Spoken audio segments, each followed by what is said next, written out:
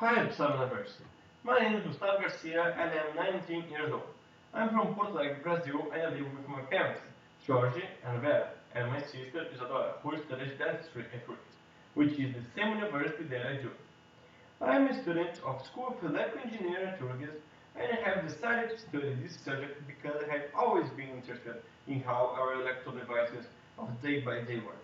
My father is a customer engineer, and he was always involved by electrical things. Hence, since I was a child, I am very curious, and one of my favorite hobbies was to spend some time learning with him. Nevertheless, I worked in a laboratory as an undergraduate scholarship, and I like to swim and to be with my girlfriend and friends.